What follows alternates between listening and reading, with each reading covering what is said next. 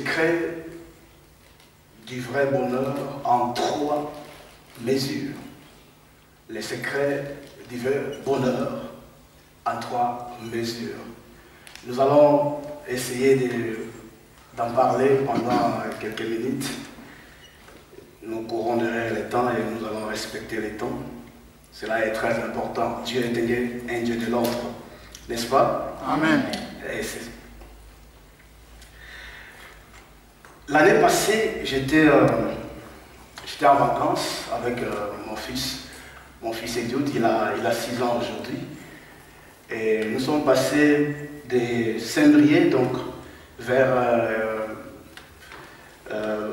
Rennes, pour aller séjourner à Lyon. Alors, tellement il faisait tard, nous sommes arrivés à Lyon, c'était vers 23h ou minuit, quelque chose comme ça. Alors, le temps de chercher l'hôtel, là où j'avais fait la réservation, on s'est perdu, et jusqu'à ce qu'on sait, on va retrouver l'hôtel vers 1h, 1h30 comme cela. Alors, pendant qu'on cherchait, j'avais eu peur, j'ai regardé mon fils, j'ai dit, mais en France, il y a des choses qui se passent. J'ai eu tellement peur, j'ai prié le Seigneur, protège-nous, garde-nous. Alors, nous sommes arrivés à l'hôtel. L'hôtel était déjà fermé, mais quand même, ils ont laissé un numéro que nous pouvons appeler. Et j'ai appelé le numéro, la personne a répondu. Et nous sommes entrés. Et il me dit que non, regarde juste à droite, il y a un coffre-fort. Et je vais t'indiquer les codes secrets pour que tu puisses avoir accès de l'enveloppe qui est là-dedans et tu verras ton nom sur l'enveloppe et tu vas prendre ce qui est à toi. Et je suis allé, j'ai vu le coffre-fort et j'ai tapé les codes qu'il m'avait donné. Et voilà, j'ai ouvert, il y avait une enveloppe, mon nom était là-dedans, ma réservation donc là. La confirmation de ma réservation et aussi la carte pour pouvoir avoir accès dans ma chambre. Et pendant que je méditais ce message, le Seigneur m'a retourné en France et j'ai compris une chose. Le secret, c'est un mystère qui n'est pas révélé à tout le monde. Il y a des gens qui sont appropriés. Il y a une catégorie de personnes qui sont mises à part pour connaître les secrets. Les secrets du vrai bonheur. Personne ne pouvait interpréter l'énigme de Samson si ce n'est que son épouse. Personne ne pouvait savoir à quoi signifiait cela.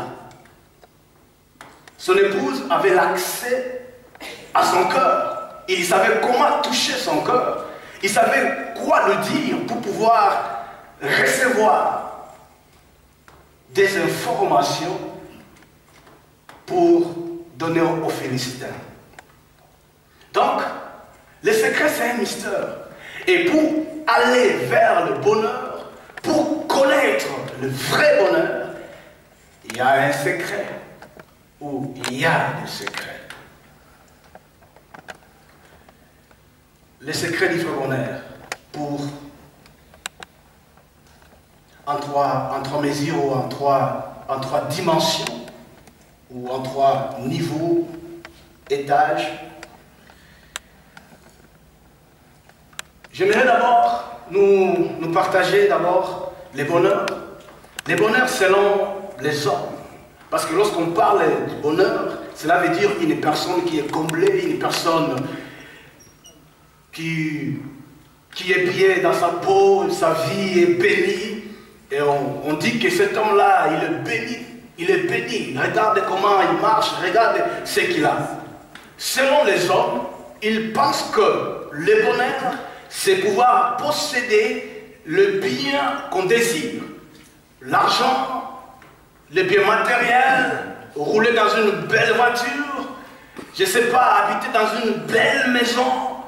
Et l'homme cherche les bonheurs en cherchant ces choses, en courant derrière les choses qui ne peuvent jamais combler le grand vide qui est au profond de l'homme. Et l'homme pense que en recevant ces choses, si j'ai un bon travail, si j'ai une promotion au travail, si je suis connu, si j'ai un nom, j'ai une famille qui est connue, là je suis heureux. Non. Ça c'est le bonheur selon les hommes. Mais le bonheur selon Dieu et selon sa parole, ce n'est pas seulement des choses que nous pouvons recevoir, ou que nous avons, ou que nous possédons, ou que nous recherchons, que nous courons derrière. Mais selon Dieu, c'est d'avoir l'essentiel. Avoir l'essentiel. Lorsqu'on a l'essentiel, on trouve tout. On a tout. Lorsqu'on a l'essentiel, on a tout ce qu'on désire. L'essentiel. Alléluia. L'essentiel. Or, l'essentiel dont nous recherchons, dont nous avons besoin, il s'appelle Jésus de Nazareth. Amen. L'époux parfait. C'est lui qui est l'essentiel. Lorsque nous le connaissons, lorsque nous sommes avec lui, c'est l'essentiel. Parce qu'en lui, il y a tout. En lui, il y a l'argent, en lui, il y a la gloire, en lui, il y a la vie éternelle, en lui, il y a les salis, en lui, il y a les bonheurs, en lui, il y a tout, il y a tout, il y a tout. Tout ce que nous recherchons se cache en Jésus.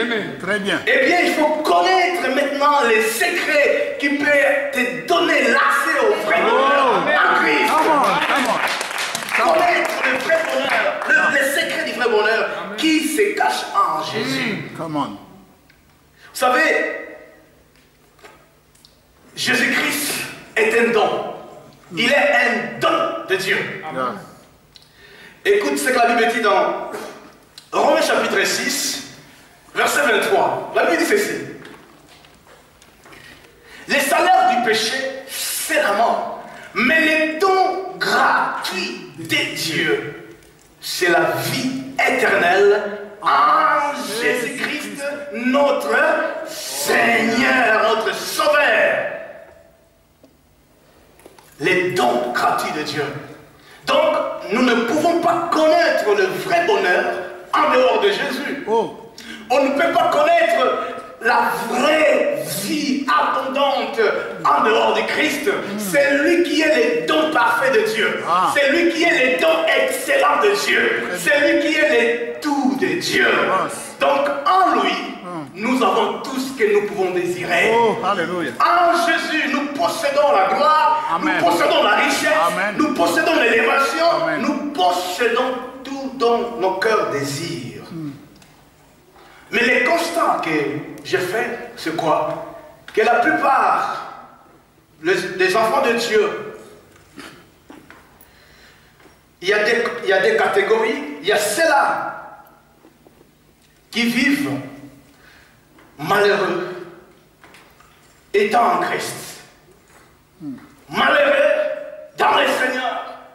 Tu regardes un enfant de Dieu, son visage déjà donne un message que lui là il souffre. Mais il est chrétien. Il a reçu Jésus. C'est lui qui est le don parfait dans sa vie. Mais si tu regardes sa vie, tu n'as pas besoin de lui poser la question, ma soeur, mon frère, comment tu vas? Non. Déjà, son visage transmet un message. Si tout va bien, et si tout ne va pas bien. Lorsque tout va bien, on sent aussi par rapport à son visage, il sourit, il est content parce qu'il y a quelque chose dans sa poche. À la banque, il y a quelque chose. C'est un constat. Ce n'est pas du fait que je peux manquer aujourd'hui, mais dire que je suis malheureux. Non, être malheureux, c'est manquer Jésus dans ta vie. Être malheureux, c'est refuser Jésus dans sa vie. Bien-aimés, réjouissons-nous dans le Seigneur. Réjouissons-nous dans le Seigneur. En Jésus. En Jésus.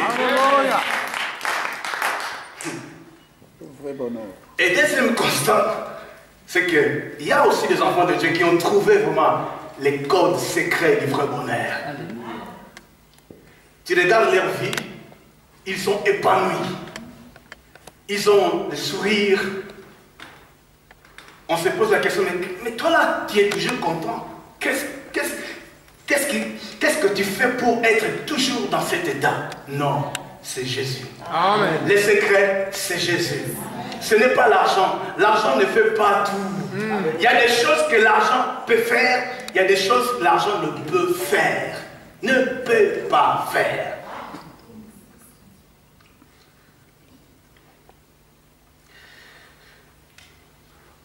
Apocalypse, chapitre 1er.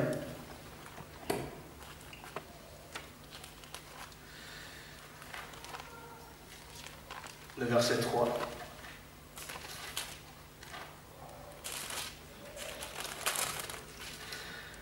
La Bible dit ceci. Heureux celui qui lit et ceux qui entendent les paroles de la prophétie et qui gardent les choses qui y sont écrites, car le temps est proche.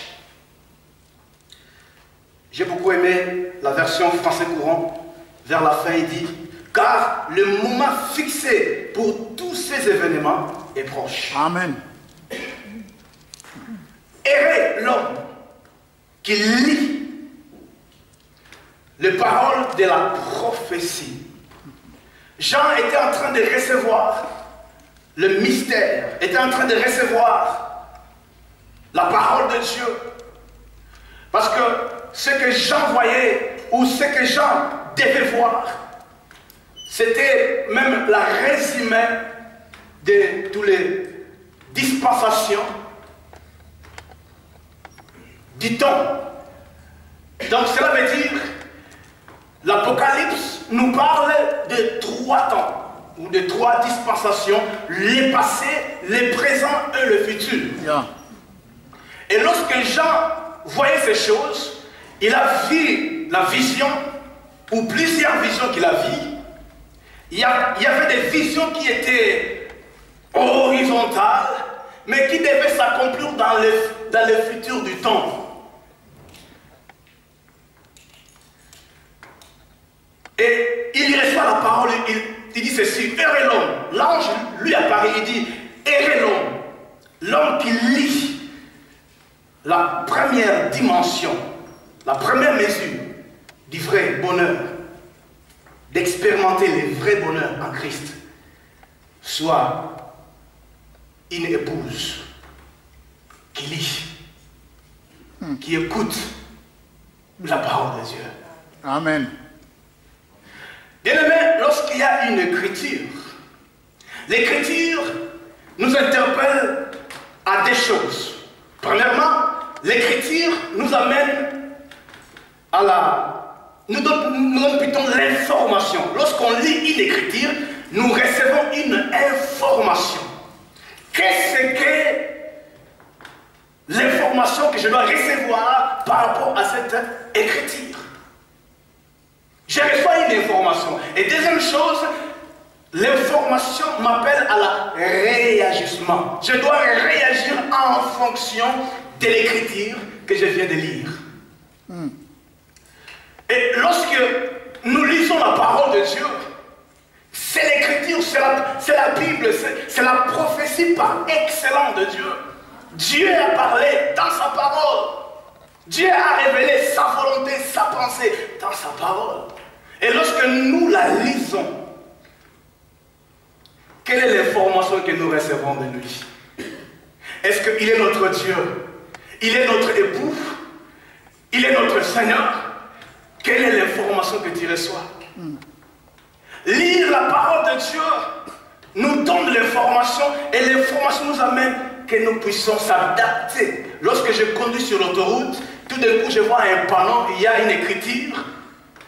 Attention, un fall ou l'accident. Je dois m'adapter ma vitesse par rapport à l'information que je viens de recevoir. L'information t'appelle à la réagissement. Lorsque tu lis et tu écoutes la parole et tu restes insensible, vraiment, je ne sais pas si tu as quel cœur. Parce Jésus doit être sensible à la parole. Doit être sensible à la parole. La prophétie par excellence. On cherche, on court derrière. Lis la parole de Dieu et tu verras ce que lui il a dit pour toi. Alléluia. Alléluia.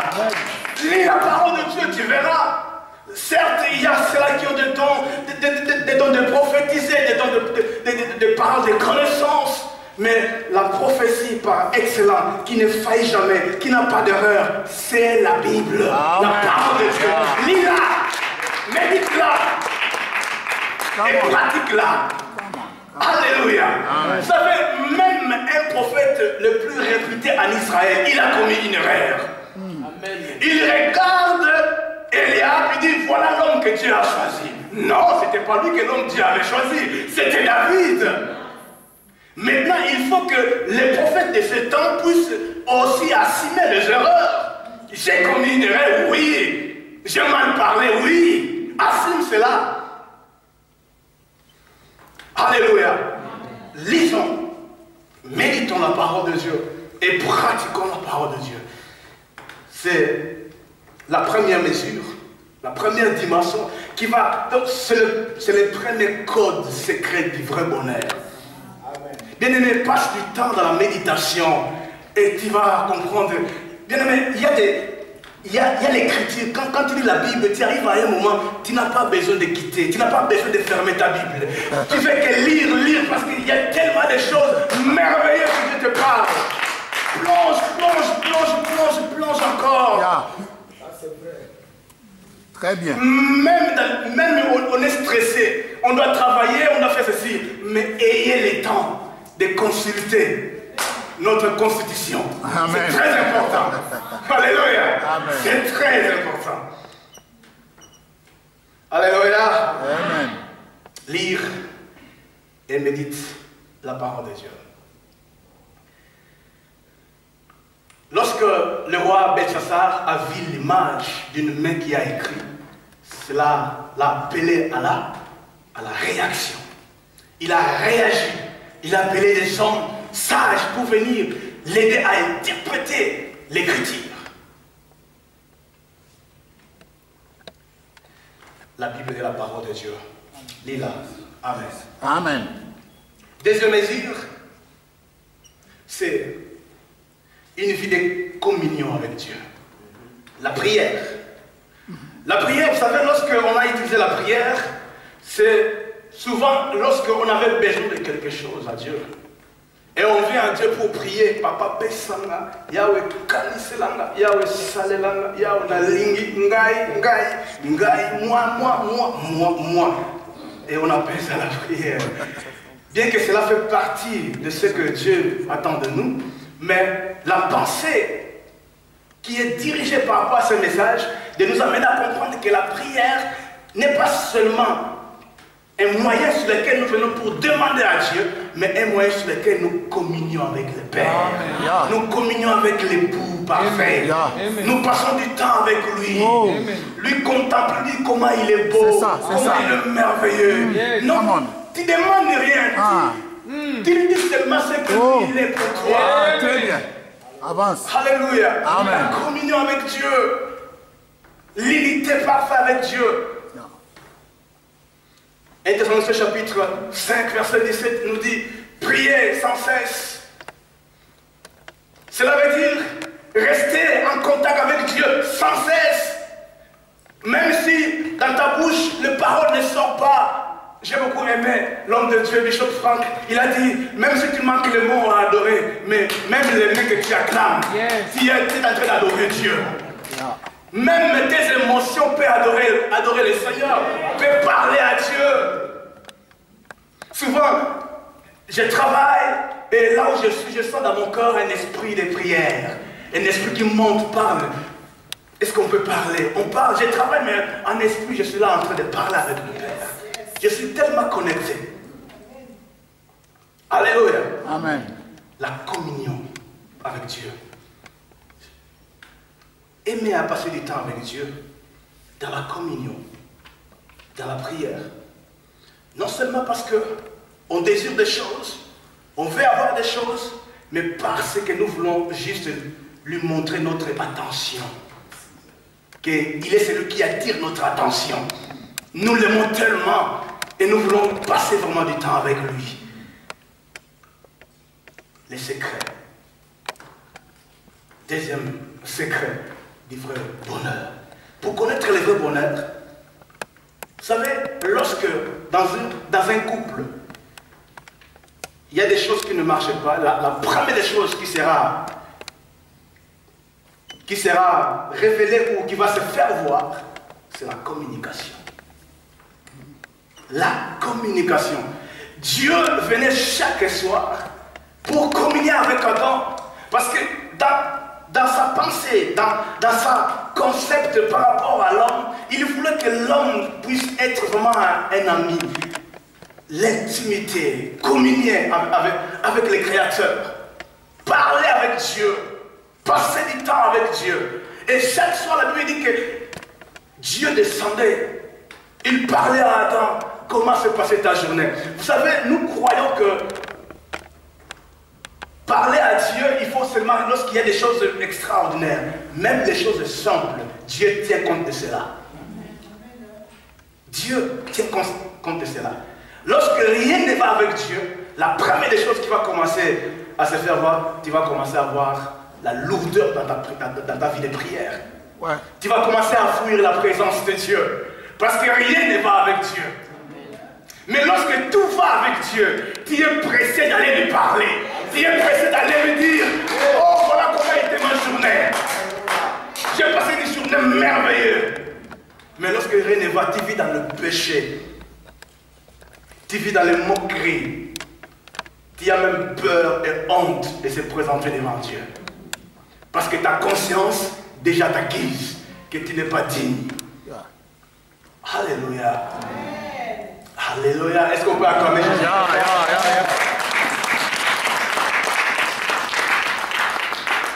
La communion.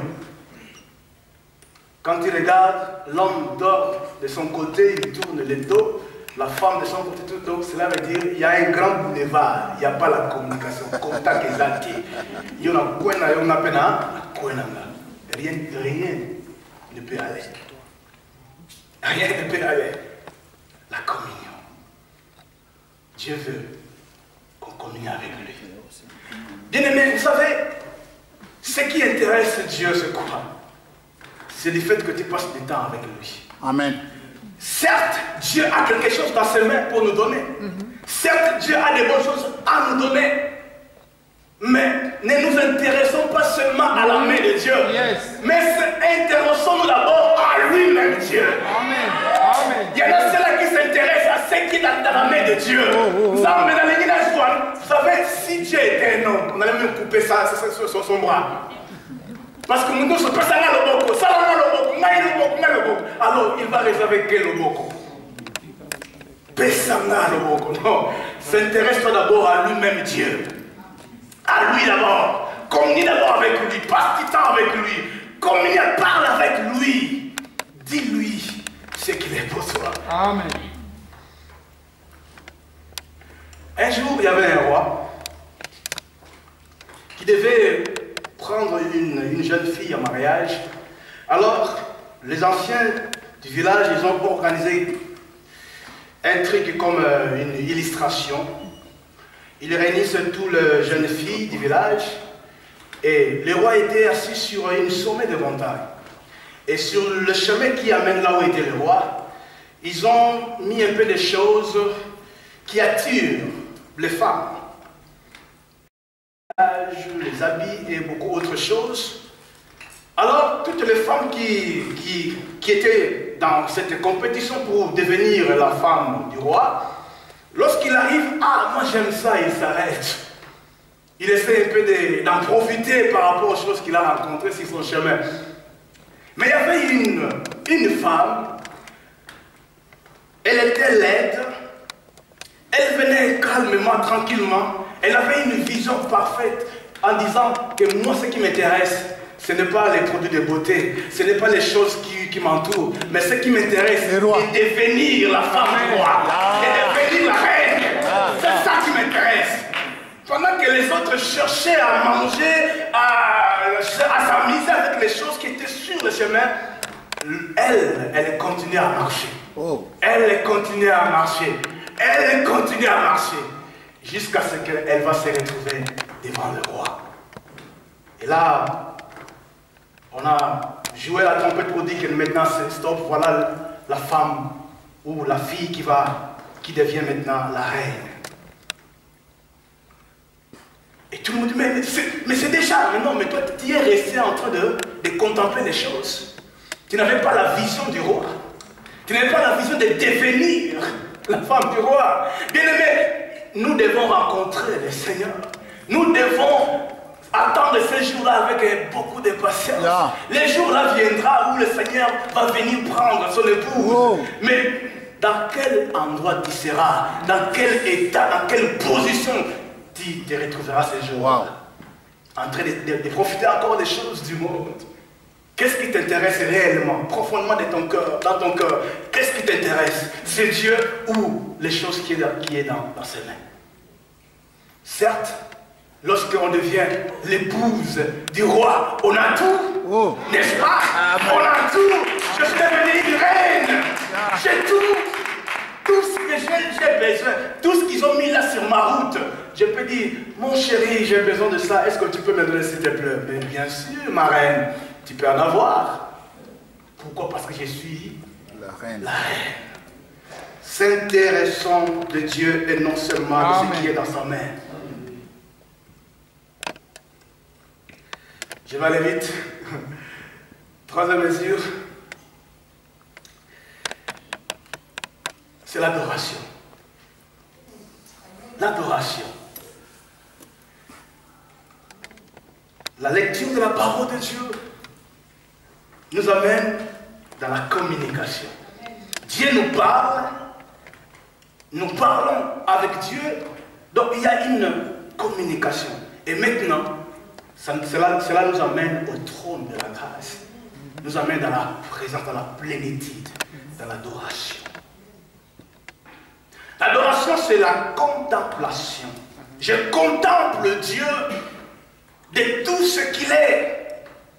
Vous savez, la Bible dit dans 2 Corinthiens chapitre 3, verset 18, lorsque nous les contemplons, nous sommes transformés de gloire en gloire, Son image. à son image. Lorsque nous contemplons Dieu, nous allons devenir comme lui. Yeah. Nous allons commencer à parler comme Dieu parle. Oh, yes. Nous allons commencer à voir comme Dieu voit. Ah. Est-ce que Dieu peut voir un échec? Non. Est-ce que Dieu peut voir une maladie qui reste pendant longtemps? Non. Est-ce que comment moi je peux voir? C'est dans l'adoration. Je sors avec la tête haute. Je dis Alléluia. Seigneur, Oh, tu es mon Dieu. c'est ça, c'est ça. Tu es digne d'adoration. Alléluia. La contemplation. Bien aimé, lorsque tu admires un star, quand on était dans le monde, il y avait des stars qui s'habillaient pantalon jusque là-bas aux poitrines, et nous tous, on voulait être comme eux. Bah, pantalon jean. Nanine. Pourquoi? Parce qu'un tel s'est habillé comme ça. Il est mon idole. Non, ton idole va être Jésus. Jésus va être ton idole. C'est lui ton idole. Les hommes de ce monde passent. Il y a des gens qui commencent à admirer. Ah, lui là, il parle bien. J'aimerais bien parler comme lui. Non, cherche à parler comme Dieu parle. My God. Cherche à parler comme Dieu parle. Dieu parle comment? Amen. Dieu parle bien. Ah, mais lui, il parle très bien. Waouh. Regarde comment il parle. Waouh, regarde comment elle s'est habillée. Waouh. Je vais devenir comme elle. Et aujourd'hui, on voit nos mamans. Il a vu, je ne sais pas si Rihanna avec un look là comme ça. Et tout le monde veut devenir comme Rihanna. Ne suis pas Rihanna. Suis Jésus. Alléluia. Contemple Jésus. Admire Jésus. Passe du temps avec lui. Bien aimé, l'adoration nous évacue des stress. Vous savez, lorsque tu es stressé, tu as des problèmes, dis seulement non. Je vais un peu adorer mon époux. Tu restes là en train d'adorer. Bien aimé, c'est un secret. C'est pourquoi on dit que le secret du vrai bonheur en 3 mesures. C'est un secret. Peut-être tu le connais, mais tu ne le pratiques pas, tu ne le vis pas. Et cela ne peut pas être, ou ne peut pas avoir l'impact réel dans ta vie. Parce qu'on peut connaître, vous savez, il y a des choses que nous manquons ou que nous ne recevons pas, juste parce qu'on est ignorant. Je ne connais pas le vrai code réel qui peut m'amener au bonheur, afin que mon cœur se repose, mon cœur se réjouisse réellement en Christ. Passez du temps dans l'adoration, adore Dieu, contemple Dieu, tu deviendras comme Dieu, tu deviendras, vous savez, les couples qui se sont mariés pendant très longtemps, c'est au tel que vous glorifiez et cocagne. Mais bien, vous avez un passe, ou bien vous avez un découvert. Nani ya nani leki, nani njuzi, nani timba. Vous voyez? Parce que beaucoup de gens bilongi pour faire des temps moulaï ensemble. Et lorsque nous contemplons Dieu, nos visages rayonnent de la gloire de Dieu. On peut voir la gloire de Dieu sur ton visage parce que tu es celui qui contemple Dieu. Fais de Jésus-Christ ton idole. Ne fais pas d'un homme ton idole. Ne fais pas d'une femme ton idole. Fais que Jésus soit ton idole. C'est lui qui ne faillit jamais. C'est lui qui ne meurt jamais. La Bible dit il était mort. Le 3e jour, il est revenu à la vie. Il vit toujours. Il vit au siècle des siècles. Il ne meurt jamais. Il ne meurt jamais. Fais de lui ton idole. Admire Jésus. Les problèmes qui peuvent se présenter devant toi, ça ne sert à rien. Ça ne sert à rien. Il peut les résoudre juste dans une petite seconde. Parce que je crois que notre Dieu est capable de tout. Tout est possible à Dieu. Et tout est possible à celui qui croit. Si tu crois que lorsque tu passes du temps avec Dieu, tout sera possible, alors ça sera possible. Amen. Tout dépend de la façon dont tu vois les choses, dont tu penses les choses. Pense comme Dieu. Commence à voir comme Dieu. Commence à parler comme Dieu. Commence à réfléchir comme Dieu. Même tes émotions doivent commencer à adorer le Seigneur. C'est pourquoi David dit que tout ce qui est en moi, mon âme bénit l'Éternel, et que tout ce qui est en moi bénisse son Saint-Nom. Mes émotions, mes sentiments, mes désirs, tout ce qui est en moi, tout l'Éternel. Tout ce qui est en moi, tout. Je ne laisse rien. Come on. Il y a des choses qu'on dit que notre Seigneur n'a pas si on a mais les accueils en secret. Seigneur, je te donne cette partie. Voilà. C'est un secret. Merci, papa. Alléluia. Amen. Non, donne-lui tout. Amen. Ouvre-lui tout ton cœur. Dis, Seigneur, tout ce qui est à moi n'est que l'expression de ton amour. Amen. L'expression de ta grâce. Alléluia. Tout ce que je suis, c'est toi. C'est toi. Ce n'est pas mon intelligence, ce n'est pas ma force, ce n'est pas justement ma famille, le nom de ma famille. Non, mais tout ce que j'ai et tout ce que je suis, ce n'est que ta grâce. Ce n'est que ta grâce. Ce n'est que ta grâce. Quel est cet homme de Jésus? Alléluia. Quel est cet homme de Jésus? Alléluia. Oh, quel est cet homme de